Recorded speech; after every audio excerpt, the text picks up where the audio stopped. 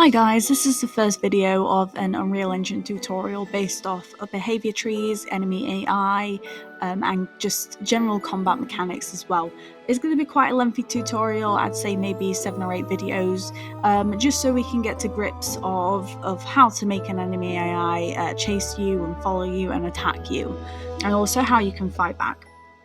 So this first tutorial is just about getting used to behaviour trees, understanding them a little bit, and going from there. So the first thing we're going to do is in our content browser, we are going to right click, add a new folder, and we're just going to call it something like zombie character. It doesn't have to be a zombie, it's whatever you want it to be, but for my case I'm just going to choose a zombie just because they have really cool attacking animations and unique mechanics as well, so I'm just going to choose zombies for that reason. So the first thing I'm going to do is create a blueprint class, and it's going to be a character class, and I'm just going to call this BPC blueprint character underscore zombie. Okay, and then open that up. So what we're going to do first is we're going to change the mesh. At the moment it's completely blank, there's nothing there, so we just have to click on the mesh over here, and then on the right hand side we can choose our skeletal mesh. For now, for this tutorial, I'm just going to use Manny, and then the next tutorial we'll start to look at adding in your own characters and animations. So I'm just going to drag Manny down. I'm going to compile that, and I'm just going to minimize. So that is essentially the skin of our AI character. So the thing we need now is a brain. So I'm going to right click and I'm going to go to a blueprint class, all classes, and I want AI controller. Oops. I'm going to call it AIC, AI controller underscore zombie, just so we're all in the same kind of theme. So open it up. We don't actually have to do much with this at all really throughout the whole tutorial. So I'm just gonna close that down just so you can get a look at the interface. There's not much going on here. It's just so we've got something for our character to receive input and control its movements and everything with.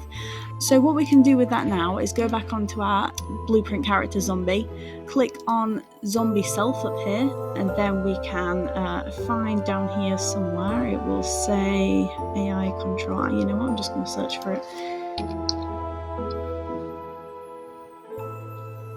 AI controller class. So it's currently set to AI controller. We just want to change that to AIC zombie, and then simply compile that, and that's all we need to do for that for the moment. So the next thing we want to be doing is adding in our behavior tree. So go back onto your content drawer, right click, and you want to go to artificial intelligence and then behavior tree. So I'm just going to call it BT behavior tree underscore, you guessed it, zombie, and I'm just going to double click to open this up. If you haven't used behavior trees before, they're quite simple to use. It basically saves a load of coding because it kind of does it in a tree format. So what we've got on here, we've got the root component, so everything comes from the root, and from here we want to get a selector, and then we want to go down from there and grab a sequence. The way that this works, you can add more than one sequence if you wanted to. You can add 10 sequences if you wanted to. But the way a behavior tree works is it goes down the list, so it goes up to top to bottom, and then it goes left to right. So the way that this will work is it will go on the root, it will select one of these, so if it can't do this one, it will select this one. For example, in Call of Duty Zombies, you've got your zombies walking around and everything, and their main goal is to get to you. So this one would be find player location and go towards the player location. This one would be breaking down the barriers to get to your character. If it can't physically get to your character because of the barriers, then it's going to go to this one instead. There's also things that we can add on there called decorators, which we'll go into a lot more detail in a later episode, but that's essentially something you can add onto here. It's essentially a condition that means that it will only run if this condition is met. But for now we don't need to do that, and we don't need the second sequence either. So within the sequence we can add multiple things called tasks. If I wanted the AI to chase the player, I would find the player's location with one task, I would move to that location with another, and then I'd maybe wait a few seconds with the other, which is what we're going to do in this session. So something else to bring to your attention as well is that we're going to need something called a blackboard. Now you can see at the top here the blackboard is currently greyed out. That's because we don't have a blackboard assigned to this. Now the function of a blackboard is essentially to take some data from one of these tasks and record it, scribble it down somewhere so you can use it later on. What we're going to do, you can either click new blackboard at the top up here, which will automatically align it, or you can go on your content drawer, right click, go on artificial intelligence and add a blackboard there. And I'm just going to call this bb_zombie. And I'm going to go back into this behavior tree and I'm going to add the behavior tree in here. So I'm just going to click on this drop down behavior tree asset, and then we can select the one that we just made. Now the next thing we need to do, like I said before, we need to add some tasks onto here. I'm going to go on to new task. It's already done a blueprint based task, which is what we need. I'm just going to call it bt task _ get player location. So it opens up a new event graph. If you lose it for whatever reason, you can access it just in your content drawer where we saved it. So going back onto here, now the first thing we need to do on this task is to get a execute AI. So this is essentially when it receives the input, it executes a certain action. So hopefully you're familiar with casting. So we're just going to come out from here and we're going to get actor of class. What we want is essentially to get the player's position. So in order to do that, we need to cast to the third person character blueprint. So I'm just going to find my third person character. From there, I'm going to get actor location. So the next thing we want to do, that blackboard that we just made, we want to input this data. So we want to get the player location and we need to input it, scribble it down on that blackboard for it to be used later on. So now what we're going to do, we're going to come off the execution pin and we're going to set blackboard value as vector. You notice that the return value of the location is going to be a vector.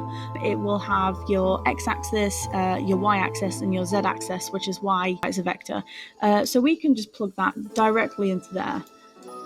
And then from here, we can right click and promote this key to a variable. So I'm just going to compile that. And I'm just going to call that something we're going to remember, such as key _ player location. Okay, and now we can compile that. So the last thing we need to do, in fact, we need to also make this a public variable, otherwise we're not going to be able to access it. So make sure it's very important that you tick that little eyeball there. So the last thing we need to do is finish execute and mark it as a success. If you don't have that, it's not going to work. Okay, so that is a very important part. So I'm just going to zoom out a little bit just so you can see what's going on here. I'm just going to compile that and then go back to our behavior tree. In our behavior tree now, we can come off that sequence, we can click on tasks, and then we can find that task that we just made, which is bt task get player location. And you can see that the player location key here, the one that we just made, so key player location is a self actor. We don't want it to be self actor, we want it to be a vector. And this is where the blackboard comes in. So we're going to head over to our blackboard, we're going to add a new key, and we're going to make sure it's a vector. And we're going to call it player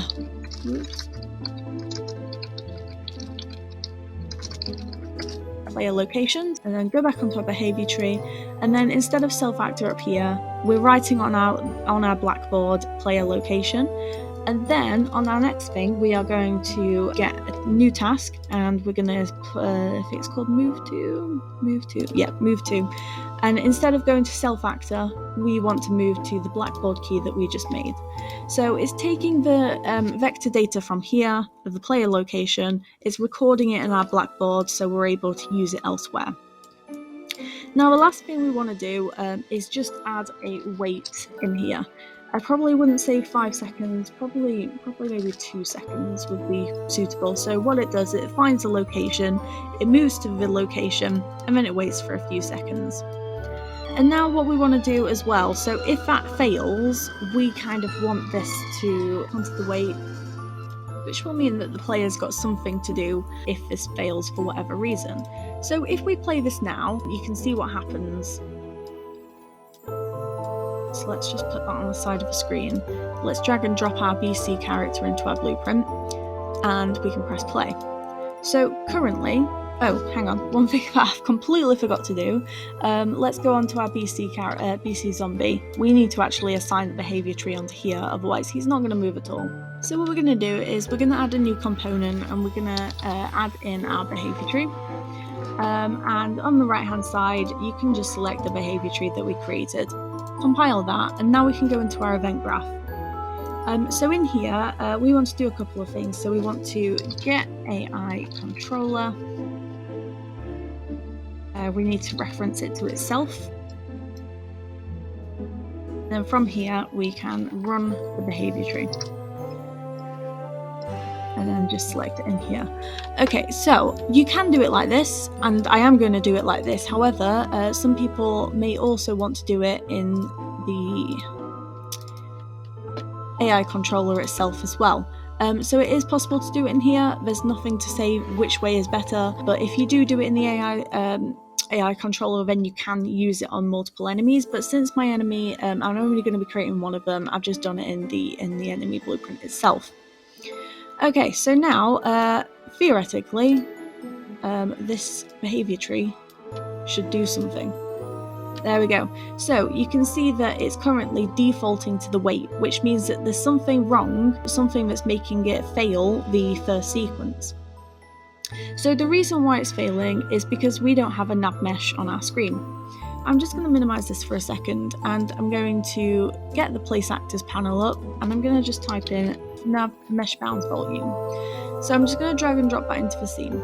At the moment, it's just a small box. We need to make it across the entire area that we want our AI to walk in. So I'm just going to stretch it a little bit, and then I can click off it and press P on the keyboard, which will show the navigation mesh. So anything in green is where the AI can walk to. So for the purpose of this project, I'm just going to close the place actors panel. I'm just going to make it bigger. I'm going to make it go the whole way across, just so the AI's got a lot of freedom. And now theoretically, when we press play, the AI should be moving towards our location. And then you should wait a few seconds and move towards our location again.